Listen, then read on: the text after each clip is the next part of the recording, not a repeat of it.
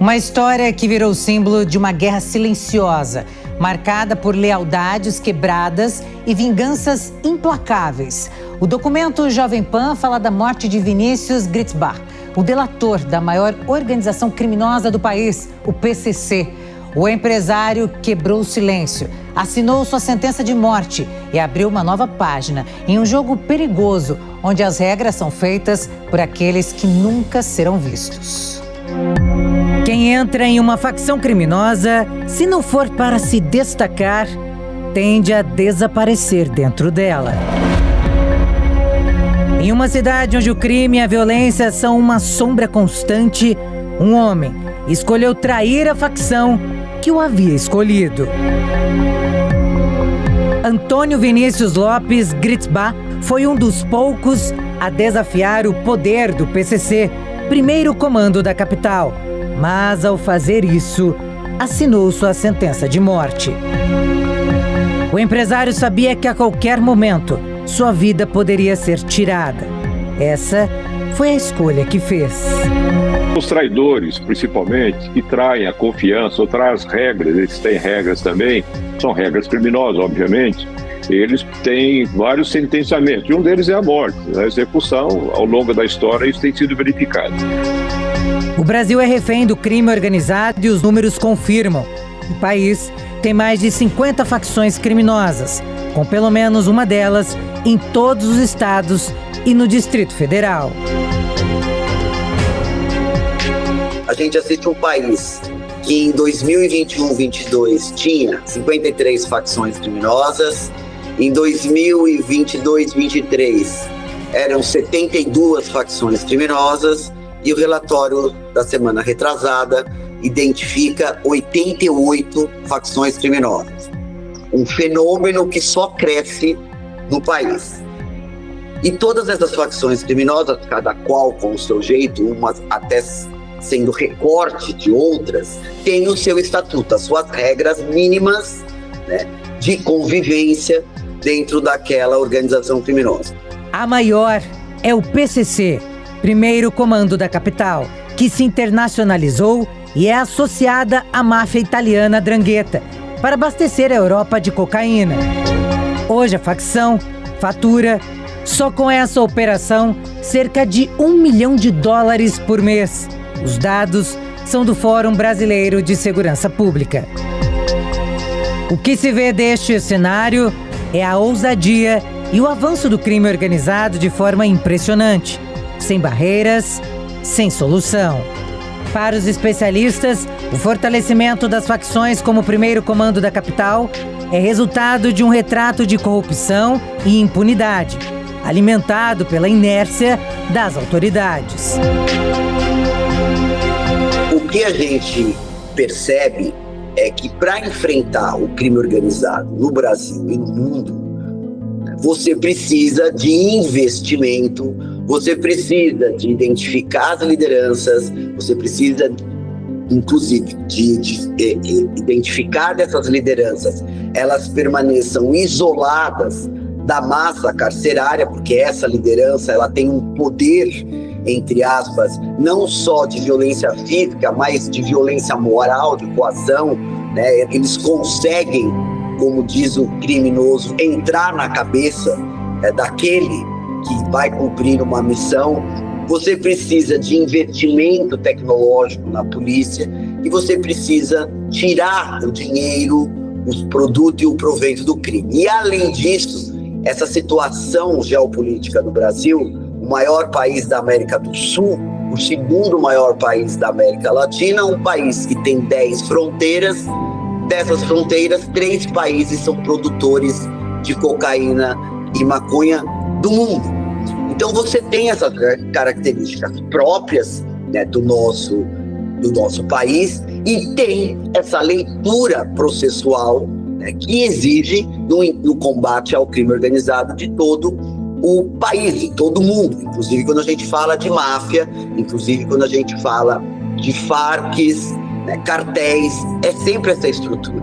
Então são situações centrípedas e centrífugas, de dentro para fora e de fora para dentro, que a gente vai de alguma forma, né, eu não digo acabar com o crime organizado, que seria uma tolice até, mas pelo menos ter maior controle do crime organizado. Um dos pontos mais importantes do enfraquecimento do crime organizado é tirar o dinheiro. E o que a gente assiste hoje, né, até pela própria imprensa, que o crime organizado, ele tem um lucro, o tráfico de entorpecente, ele gera um lucro tão grande que impõe ao crime organizado a lavagem de dinheiro. E é nesse sentido de lavar dinheiro, né, que o crime organizado começa a colocar as suas teias, inclusive no serviço público.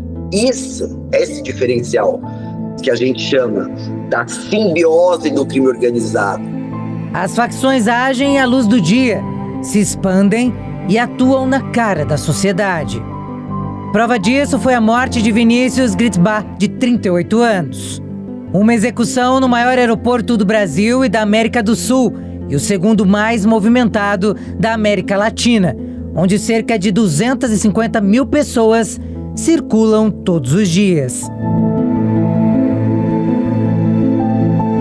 Meu entendimento é que houve um excesso de confiança, até uma ação precipitada por parte dos que executaram essa morte no aeroporto, porque é uma área de muito risco para esse tipo de ação. Ou seja, poderia ser cercado até pelo tráfego de veículos que existe aí no aeroporto, poderia ficar emparedados aí, teria uma dificuldade terrível de sair dali. Eu entendo até que foi uma ação precipitada, porque haveria outros locais mais tranquilos para executar essa ação.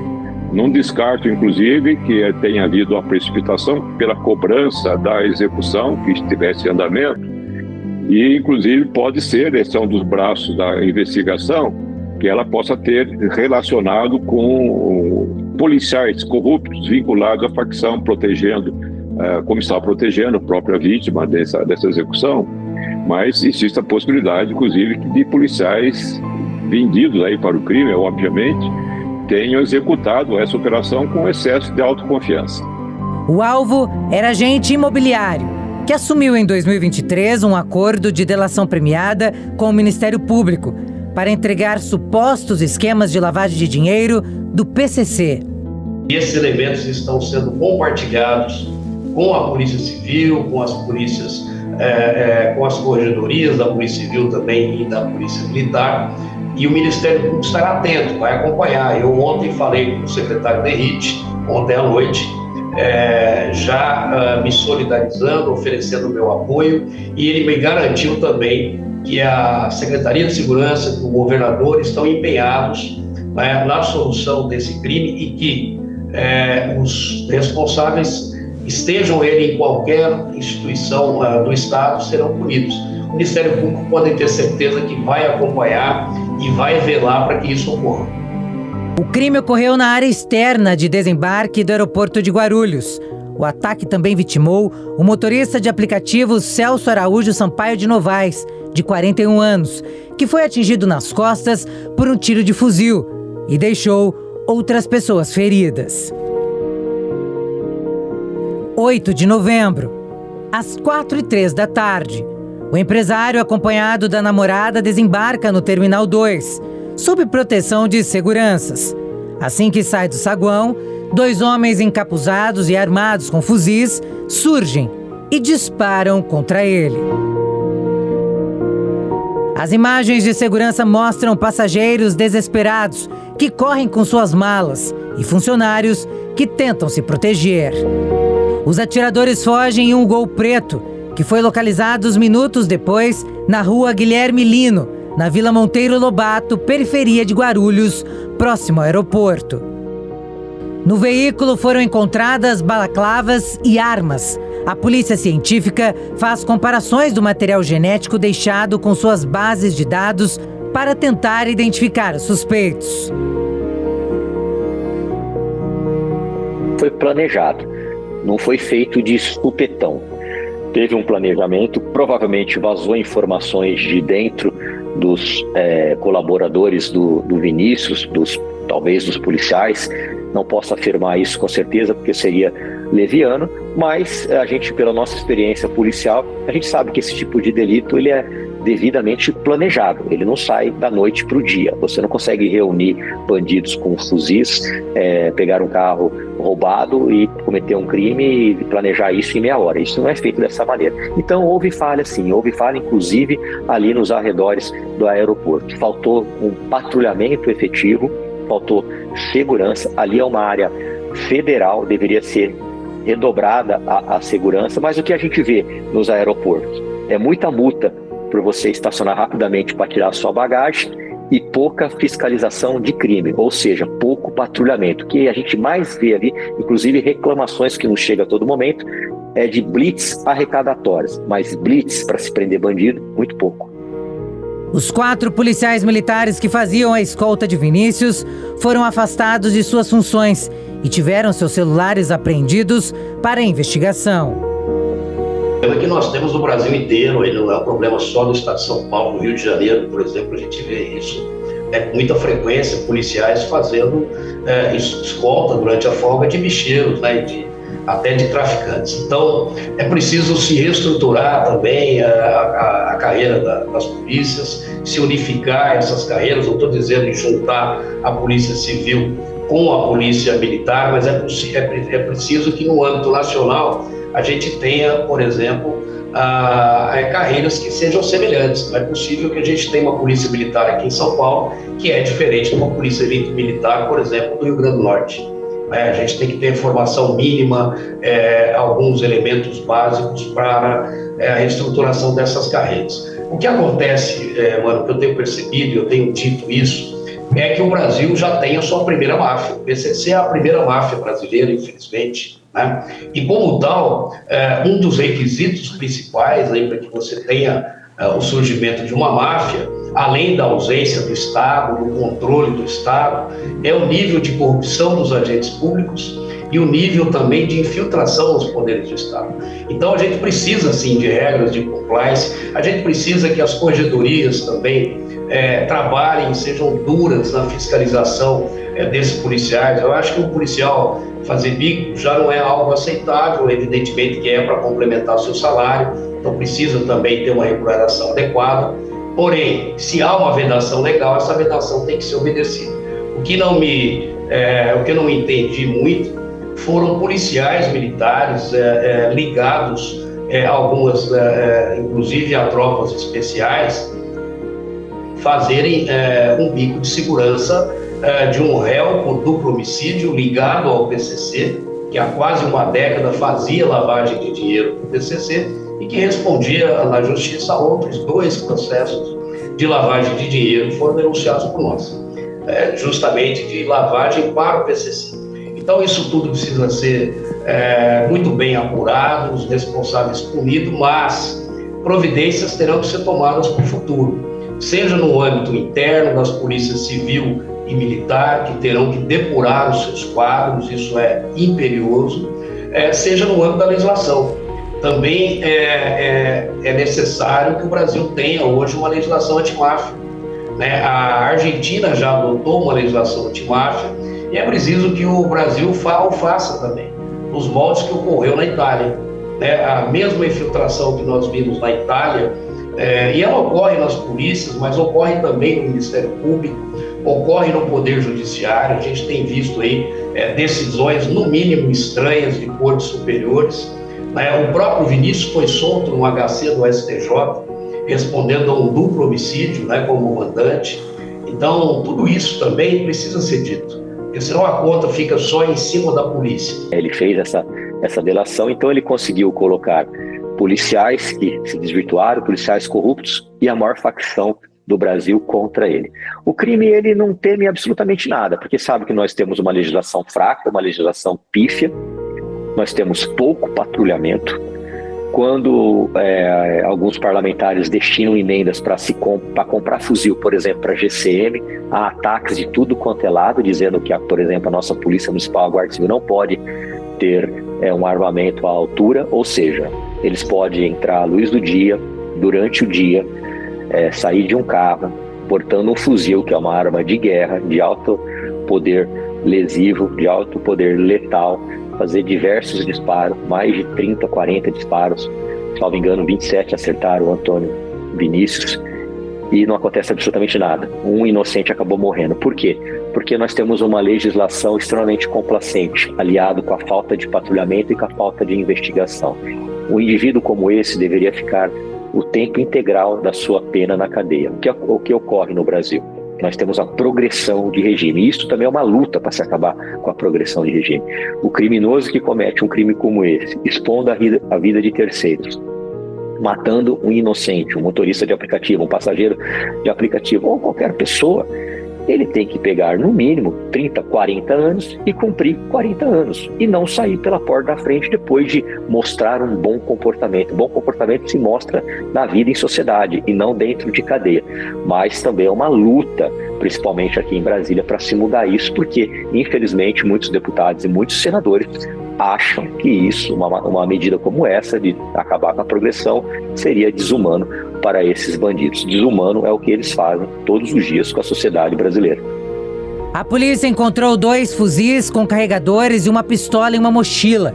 Depois, outras 2 bolsas com mais um fuzil, 7 carregadores e placas de identificação foram localizadas. Olha, os armamentos pesados são armas de guerra, fuzis de repetição, fuzis de longo alcance, são armas que têm entrado em grande quantidade pelas fronteiras brasileiras. Infelizmente, as estruturas federais, como é o caso da Polícia Federal, das Forças Armadas, da Agência Brasileira de Inteligência, até da Receita Federal, que ajuda na filtragem de fronteira, não têm sido bem sucedidas. Tanto que há um volume muito grande dessas armas pesadas aqui entrando no Rio de Janeiro e em São Paulo principalmente, mas elas se espalham por todo o país. De janeiro a outubro, só no Rio de Janeiro foram apreendidos mais de 500 fuzis de combate. São armas poderosas que têm múltiplos usos para os criminosos, para conquistar territórios, para executar traidores ou inimigos, ou eventualmente até enfrentar a polícia com um armamento muito pesado.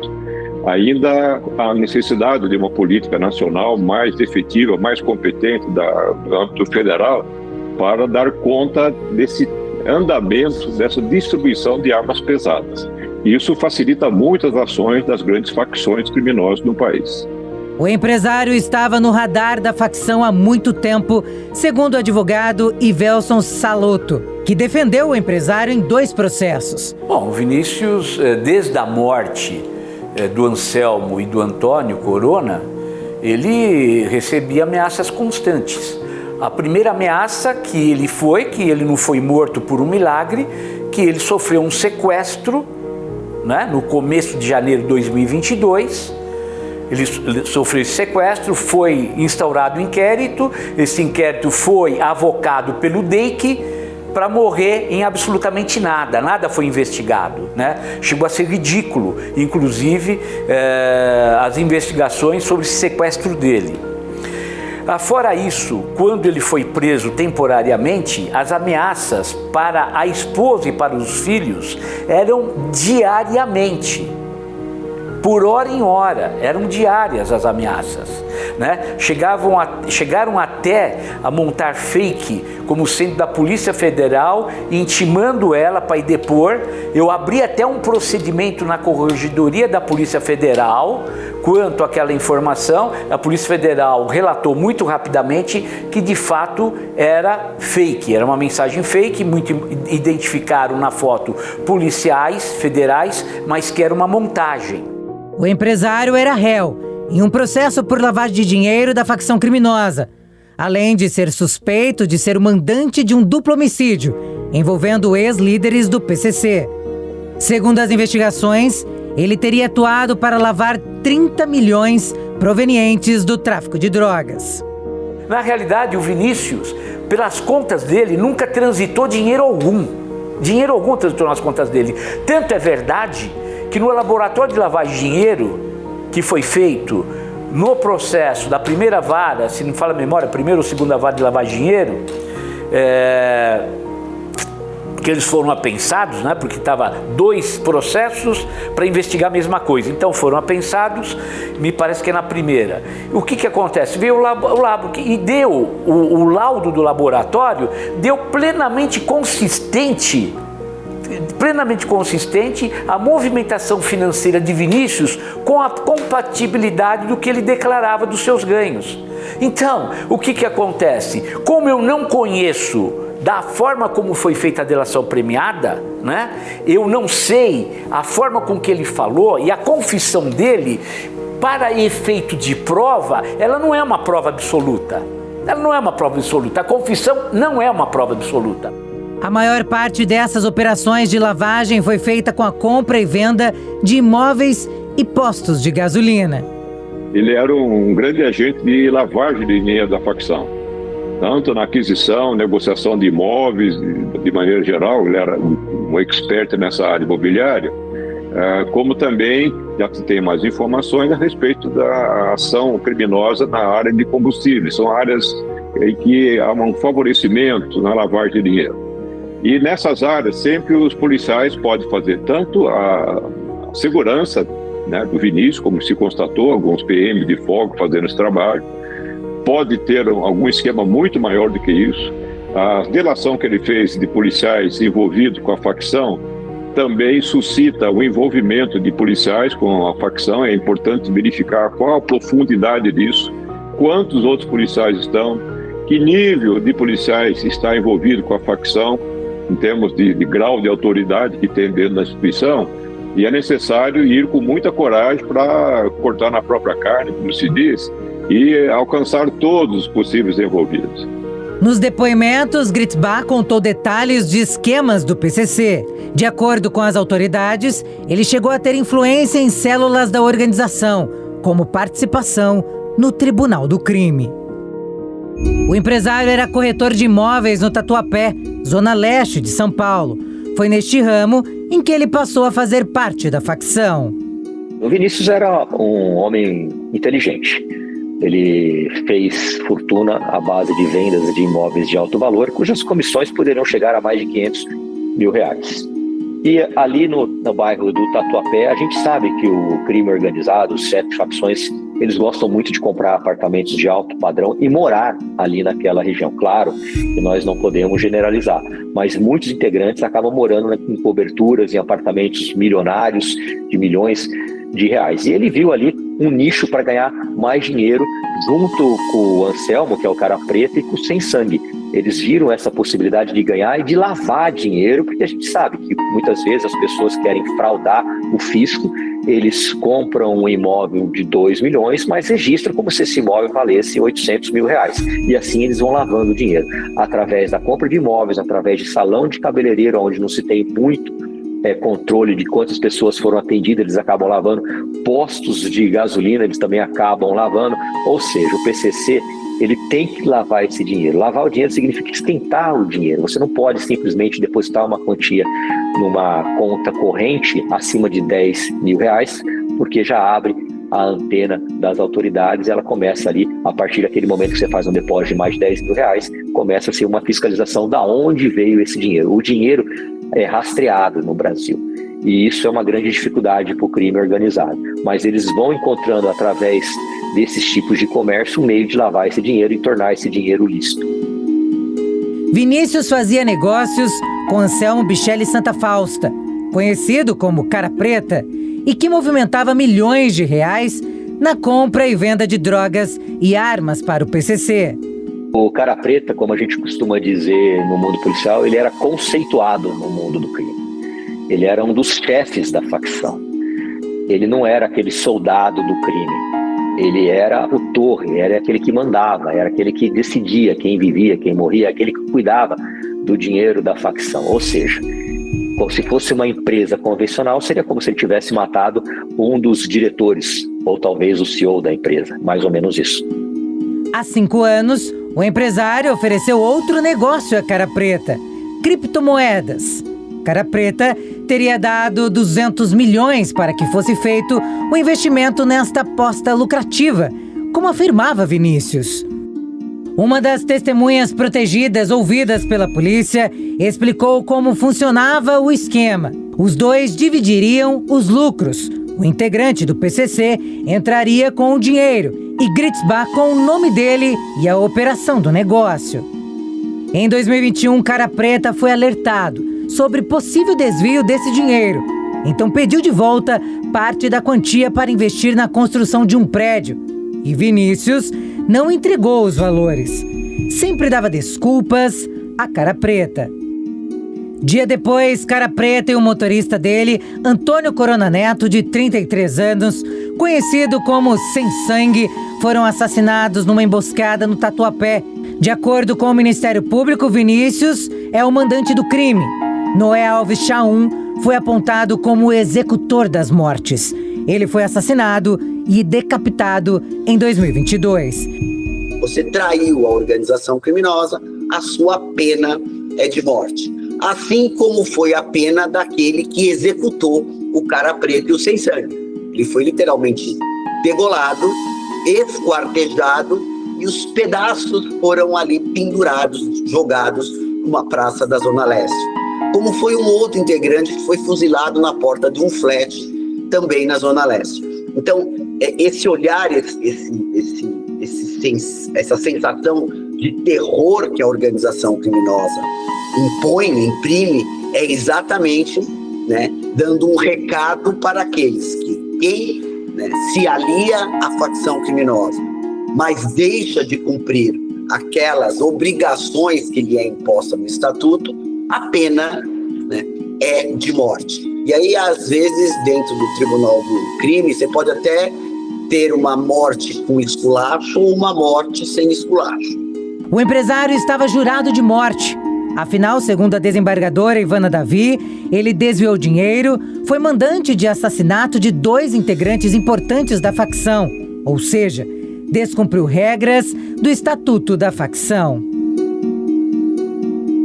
Desenvolver da facção, quando a facção dá um decreto ou dá um salve autorizando a morte de um indivíduo, porque isso, para matar, tem que ter uma autorização da sintonia final ou sintonia restrita, existe essa hierarquia dentro da organização criminosa, ele seria morto em qualquer lugar. Vinícius ficou preso até 7 de junho de 2023, quando ganhou liberdade condicional e passou a usar tornozeleira eletrônica. Por causa dos 2 processos por lavagem de dinheiro para o crime organizado e também acusado por um duplo homicídio, decidiu fazer uma delação premiada para revelar quem são os agentes de segurança e integrantes do PCC envolvidos no esquema. Infelizmente, eu estou com o Vinícius desde o início, aí ingressou um advogado recém-formado, inexperiente e ganancioso, e jovem, da idade do Vinícius. Ele se aproximou quando o Vinícius estava preso em Presidente Venceslau, o Vinícius ficou meio refém dele, e o cidadão orientou muito mal ele, né? E fez essa delação, tanto que eu renunciei. Tão logo eu tomei conhecimento no processo de lavagem de um aditamento à denúncia e que estava constando que o Vinícius ele promoveu a delação premiada. Eu renunciei imediatamente, inclusive realçando a quebra como motivo, a quebra de confiança, porque o Vinícius de fato quebrou a confiança comigo, deveria ter me falado, eu cobrei dele. Ele disse para mim que ele pensou que eu sabia, quer dizer, ele estava com uma lorota aí, porque ele sabe que eu ia ficar muito bravo com ele, eu era muito crítico de algumas atitudes dele, né, para o próprio bem dele, e coloquei e realcei falta de ética dos advogados que subscreveram a delação. No acordo de colaboração premiada, o MP diz que Gritzbach se apresentou de forma voluntária.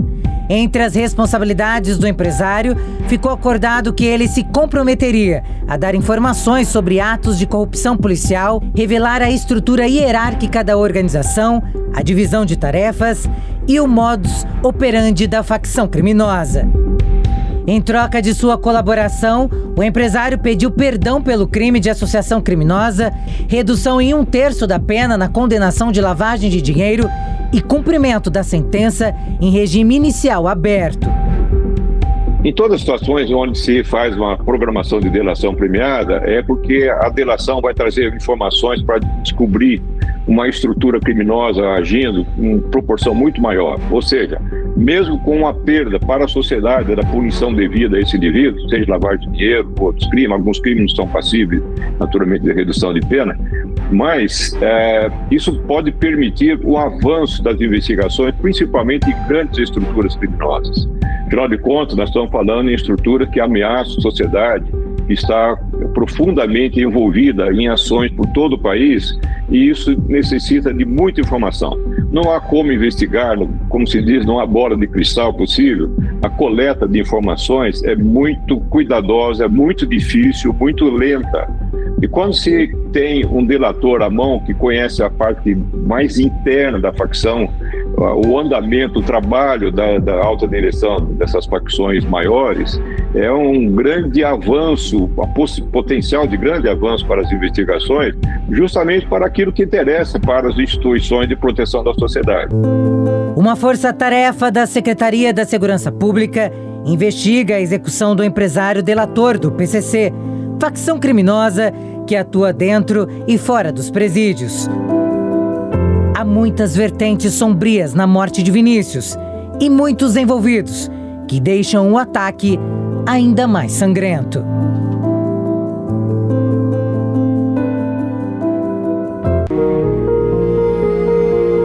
Mais de 15 dias do assassinato de Vinícius Gritzbach, delator do PCC, a polícia tem uma vasta lista de suspeitos e um criminoso foi identificado. O Departamento de Homicídios e de Proteção à Pessoa identificou o olheiro, que teria avisado os assassinos do empresário o momento em que ele estava no saguão do aeroporto de Guarulhos.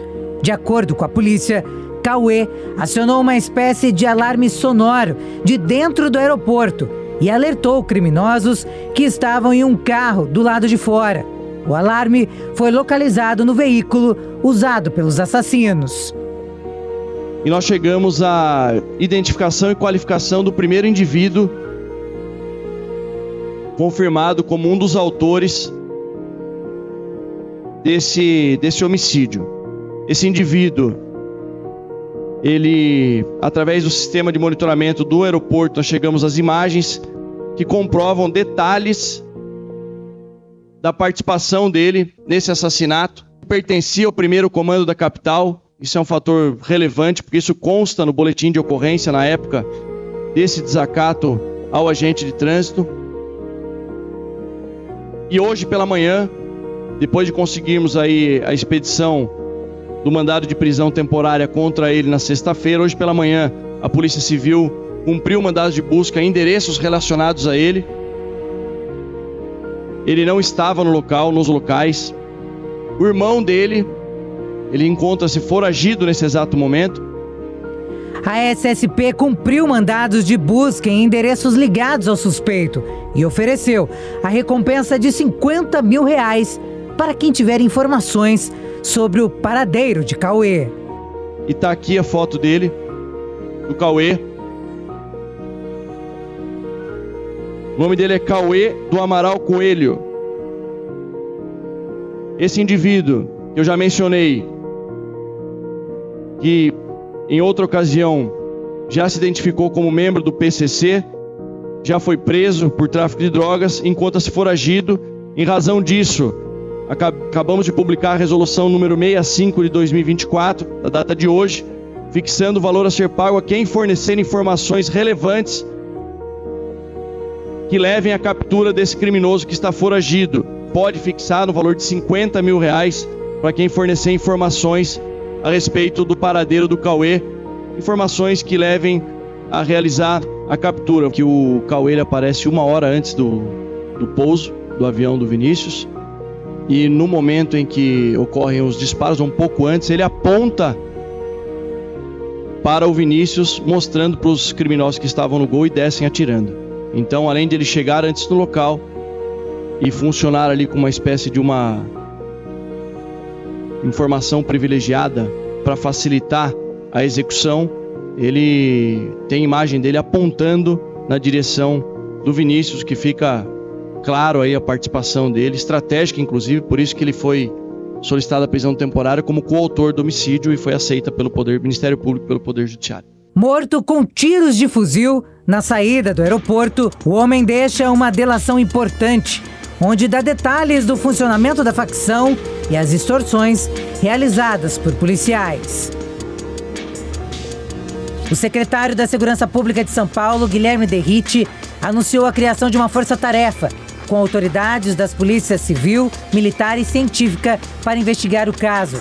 A Polícia Federal também instaurou inquérito.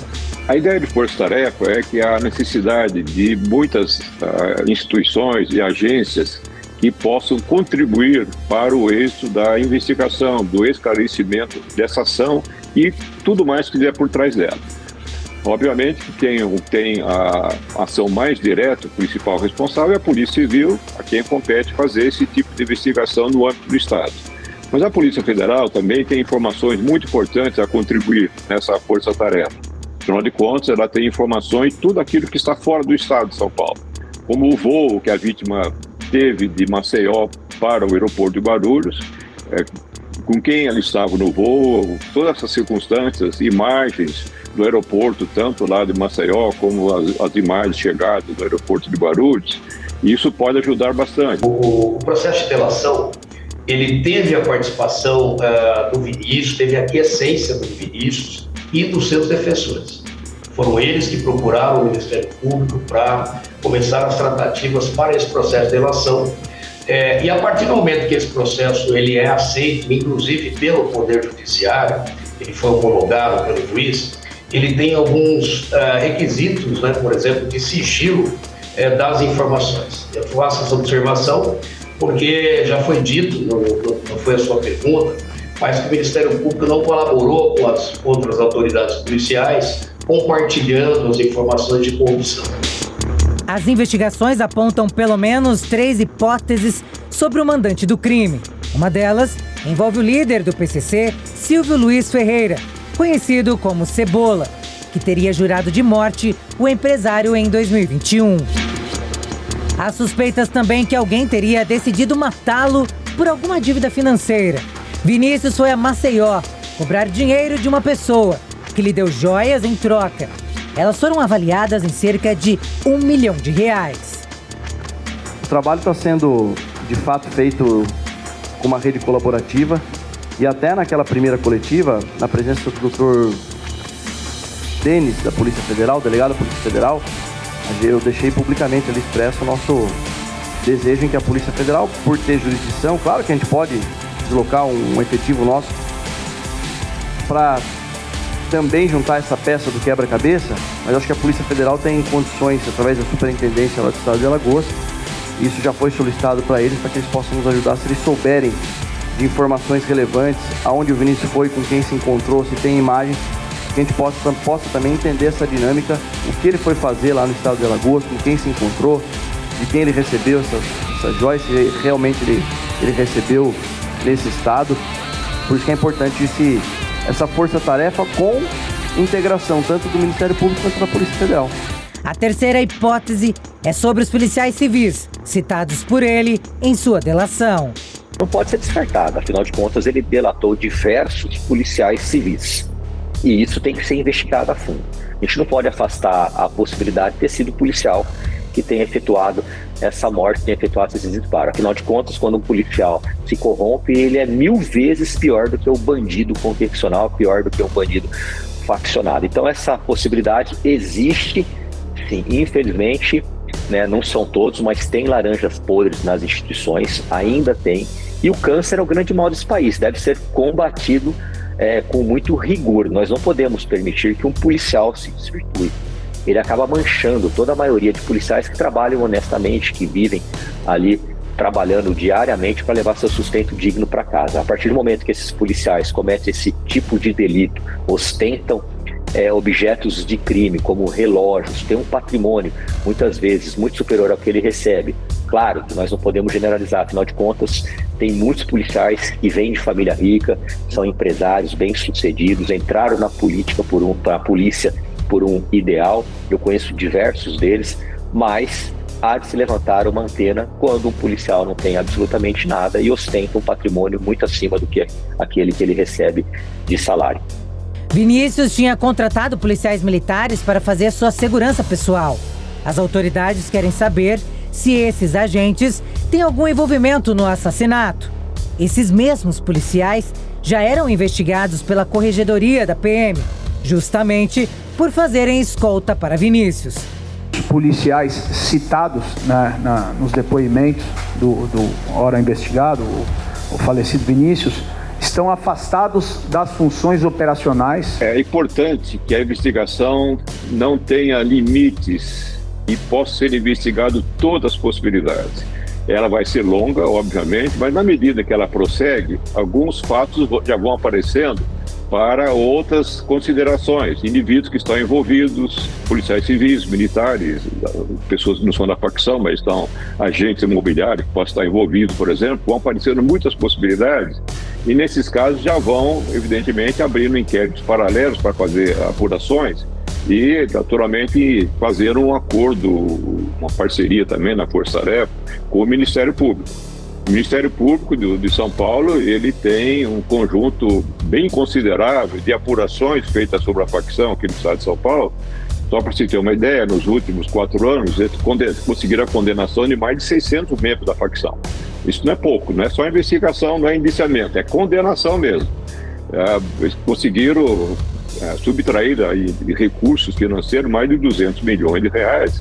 Então, há muito material do próprio Ministério Público, e o Ministério Público é uma ponta importante nesse processo de investigação, em termos de buscar, junto à Justiça, os mandatos de prisão, o mandado de busca e apreensão, ou seja, dar mais potência, praticamente, nessa apuração. Então, o Ministério Público tem um papel muito importante nesse processo, inclusive em termos de exigir medidas investigativas ou de apuração das instituições envolvidas, seja a Polícia Civil, Militar ou Polícia Federal. Naturalmente, é um problema mais do Ministério Público Federal. O Ministério Público do Estado, ele tem uma missão da Constituição Federal, inclusive de fazer um controle da ação das polícias do Estado. Se a investigação não estiver indo na profundidade, no acordo necessário, o Ministério Público tem poder para fazer a devida interferência. Em outubro, Vinícius foi ouvido pela Corregedoria da Polícia Civil e denunciou agentes da instituição que estariam tentando extorquir dinheiro dele.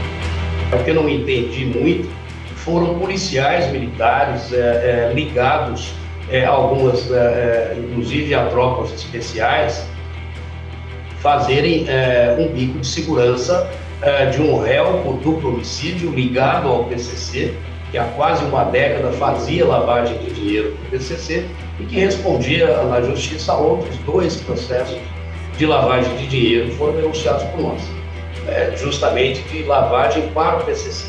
Então isso tudo precisa ser muito bem apurado, os responsáveis punidos, mas providências terão que ser tomadas para o futuro, seja no âmbito interno das polícias civil e militar, que terão que depurar os seus quadros, isso é imperioso, seja no âmbito da legislação. Também é necessário que o Brasil tenha hoje uma legislação antimáfia. A Argentina já adotou uma legislação antimáfia e é preciso que o Brasil faça também, os moldes que ocorreu na Itália. A mesma infiltração que nós vimos na Itália, e ela ocorre nas polícias, mas ocorre também no Ministério Público, ocorre no Poder Judiciário. A gente tem visto aí decisões, no mínimo, estranhas de cortes superiores. Um agente penitenciário investigado com Vinícius em um processo de homicídio também passou a ser investigado por suposta relação com a execução do empresário. Mais uma página desse crime cheio de entranhas revela que o PCC ofereceu 3 milhões de reais para matar o empresário.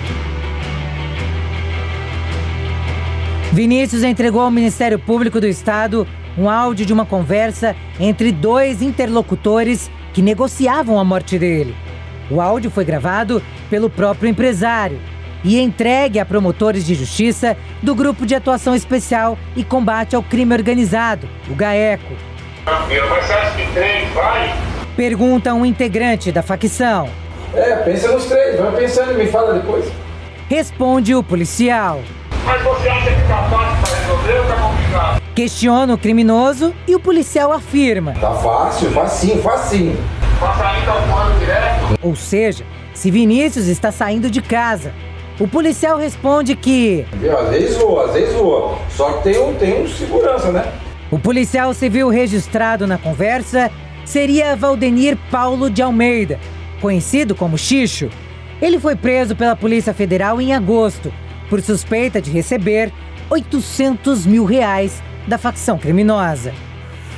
Olha, eu tomei conhecimento desse áudio lá atrás, né? Então logo o Vinícius ele me reportou. Esse áudio foi para o inquérito, não sei se foi juntado, não me recordo se foi juntado no inquérito do DHPP, né? Se foi juntado, não foi dado importância alguma, né? O Vinícius, nesse áudio aí, realmente essa pessoa, né, ao que se sabe aí, tem fortes e estreitas ligações com o crime organizado e com as pessoas que fizeram o sequestro do Vinícius lá atrás em Rio de Janeiro, né? Então o Vinícius, na realidade, já estava sendo alvo, era uma extensão. E o Vinícius, quer dizer, esse Xixo ele era abordado por alguns... Esse Xixo, por exemplo, não conheci pessoalmente, né? Nem o parceiro dele, né? Depois é que eu soube que numa perseguição, que eu imaginei que o Vinícius estava sendo sequestrado e que fui prontamente atendido pela doutora Ivalda. Por quê? Porque o Vinícius também era uma pessoa muito difícil de seguir protocolos de segurança e junto a esses policiais que eu tinha pedido para que me fossem indicados para fazer a segurança, eu tinha contato eventual com eles, mas a gente tinha estabelecido um protocolo básico de segurança. Entre eles, o Vinícius não sair sem segurança. E o Vinícius, certa feita, o segurança me liga e desesperado falou: Vinícius rompeu aqui, ele entrou num carro com 2 pessoas. Aí eu peguei, orientei ele: cola no carro, você tá com o visual dele, tá, cola, vai me dando informação, nisso eu ligo pro DHPP, fui atendido muito bem pelo doutor Fabiano, ele foi até a doutora Ivaldo, o doutor Ivaldo pediu que eu fosse até o DHPP, fui imediatamente lá, já tinha um comboio me aguardando, ingressei no comboio e fomos atrás, segurança me passando os dados e a gente monitorando o comboio, e até que a placa foi revelada que era uma viatura descaracterizada. E os policiais que estavam lá depois soube que era esse tal de Xixo, Bolsonaro, que eu não os vi pessoalmente, né? Aí eles tiveram informação, provavelmente lá de dentro, e eles retornaram e entregaram o Vinícius no apartamento dele, né? Então eu não sabia dessa relação, mas sabia que o Vinícius ele tinha amizade com alguns policiais, ou amizade, ou por conveniência dele, por obter informações, né, privilegiadas, ele atendia essas pessoas que forneciam essas informações, evidentemente que não eram de graça, né? Havia algum objetivo financeiro aí. E nessa do Xixo, o Xixo até para mostrar para ele que era de confiança, né? Mostrou para ele que estavam oferecendo 3 milhões pela cabeça dele. E o que ele fez? Ele gravou essa conversa. E essa conversa, depois ele me retratou ela e foi para o inquérito. É a primeira instituição que está em contato com as organizações criminosas, com o criminoso. Então, portanto, é a primeira a ser cooptada, né? A gente sempre vai encontrar no seio de uma corporação profissionais que estão sujeitos aí à corrupção. Como eu disse, isso pode acontecer em qualquer dos níveis, em qualquer dos poderes, né? O que a gente precisa agora é estabelecer parâmetros para evitar que no futuro não mais ocorra, né? E que aqueles que infringirem essa norma serão punidos de maneira exemplar. A morte de Vinícius está diretamente ligada a uma série de investigações que envolvem organizações criminosas, corrupção e, claro, os bastidores do tráfico de drogas no Brasil e no exterior. A suspeita das autoridades é de que o empresário foi morto como queima de arquivo. Para os especialistas, a morte de Vinícius pode ser uma tentativa de desestabilizar as investigações em andamento. Todas as vezes em que há situações análogas a esta do Vinícius que aconteceu no aeroporto de Guarulhos, isso gera uma desestabilização das investigações contra uma mesma organização criminosa. Primeiro porque todos aqueles que pretendiam delatar membros dessa organização são desestimulados. Vejam o caráter cinematográfico da morte do Vinícius no aeroporto de Guarulhos. É óbvio que isso vai desestimular outros delatores. Em segundo lugar, a delação premiada feita por ele, ela era uma porta de entrada para que fossem encontradas outras provas. A delação é um início, é um start de uma investigação. E com a morte dele, diversas destas provas foram perdidas. E como consequência disso, nós temos a impunidade daquelas pessoas que foram e seriam delatadas por ele e a impunidade de outras pessoas que estavam vinculadas a este ato. Um fato que chama a atenção das autoridades. O aeroporto de Guarulhos tem se tornado um ponto crucial em várias investigações envolvendo tráfico de drogas e outras atividades criminosas. O aeroporto de Guarulhos se tornou, nos últimos anos, a porta de entrada para inúmeros crimes notórios no Brasil por uma principal razão. A criminalidade organizada hoje é internacional, é transnacional. Quando nós olhamos principalmente para o PCC, o PCC começou a sua atuação no tráfico internacional através do Paraguai.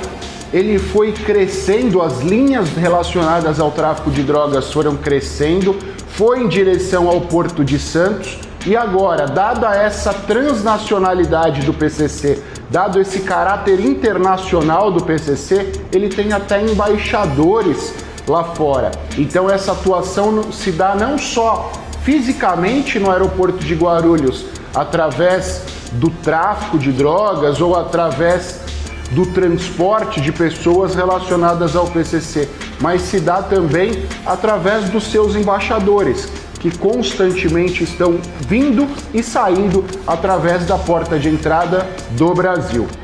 O crime lança luz para um momento de instabilidade da facção criminosa PCC, com rachas na cúpula de liderança, que voltou a ordenar o assassinato de pessoas ligadas ao crime organizado, para evitar o vazamento de informações consideradas estratégicas. O PCC é a maior facção criminosa do Brasil. A organização, com origem em São Paulo, tem hoje milhares de integrantes e presença em todo o país. A facção mostra ascensão no tráfico internacional de drogas, com expansão para países vizinhos da América do Sul. Originado nas prisões, controlou conflitos internos, organizou encarcerados contra o poder estatal e se apoderou de territórios nas cidades. O PCC ele nasce dentro do sistema prisional numa época em que o sistema prisional não era o que é hoje. Então isso, em 92, tem a rebelião no Carandiru, né? E naquela situação muitos presos foram transferidos, até porque parte ali de alguns pavilhões foram totalmente destruídos, incendiados. Nessa situação, historicamente, tem um jogo de futebol. Nesse jogo de futebol, eram da capital versus caipiras, e por isso que chama PCC, primeiro comando da capital, porque nesse jogo de futebol eles teriam jogado contra um time que era do interior, os presos eram do interior. Tudo isso acontece dentro de um presídio aqui na região de Taubaté, e nesse jogo, os da capital ganham e resolvem colocar lá primeiro comando da capital. E desenham um primeiro esboço dos direitos do preso. E a bandeira que o crime organizado levanta aí, que nem era tão organizado como é hoje, é a luta contra a opressão do Estado. Nessa época eu já era juíza de direito, e aqui em São Paulo, para a gente ter uma ideia do que era isso, dentro dos distritos policiais, que numericamente são 102, mas na época eu tinha 92 distritos policiais com carceragem, nós tínhamos mais de 10 mil presos, que eles começavam a aparecer as tatuagens e começavam a matar com requintes de violência. Eles não usavam fuzil como usa hoje, mas usavam, decapitavam, tiravam a língua, tiravam o olho, tiravam o coração. que eram assinaturas, né, forma de mostrar a presença da organização criminosa. Então, quem falava, quem delatava, perdia a língua, perdia o coração, que era a alma da facção criminosa. E tudo isso, quando eu chegava no presídio, estava lá. A gente vivenciava isso todo o tempo. Daí para frente, a gente começa a interditar essas carceragens policiais aqui na capital, e o governo, na época, que era o governador, era o governo hoje vice-presidente, o Alckmin, começa a construir presídios no interior. Começa a transformar os presídios da capital em CDPs. E você começa a mudar a forma, né, que a Secretaria de Assuntos Penitenciários trabalhava em relação à massa carcerária de São Paulo, que sempre foi muito grande, até porque é o maior estado da federação.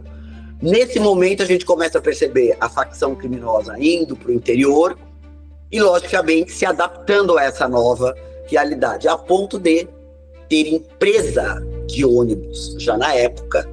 Nós estamos falando isso em 2000, 2001, onde os ônibus ficavam e ficam até hoje, ali próximo ao Fórum da Barra Funda, e de sexta-feira à noite e sábado levam as visitas para o interior. Você começa a perceber aí o crime organizado investindo em transporte, né, sempre em prol aos presos, que na cabeça deles são vítimas, né, da opressão do Estado. Assim nasce a facção. De lá para cá, de tudo que eu acompanho diariamente, ela só cresceu. O tráfico de entorpecente virou o ponto principal. Isso, inclusive, gera dentro da organização criminosa um certo racha, onde parte dos integrantes da Orcrim, né, imputam ao Marcola ter abandonado o sistema prisional, ter abandonado os presos e hoje só dar atenção ao narcotráfico. O assassinato do empresário não foi apenas um ato de violência, mas uma demonstração da força da organização criminosa no país. Apesar das incertezas sobre os mandantes, um crime cometido em plena luz do dia pode ter sido planejado para deixar um recado para quem quebrar o código de silêncio do PCC, primeiro comando da capital.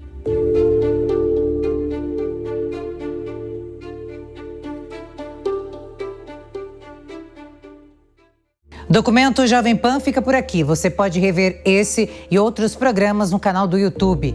Um ótimo final de semana para você e até mais.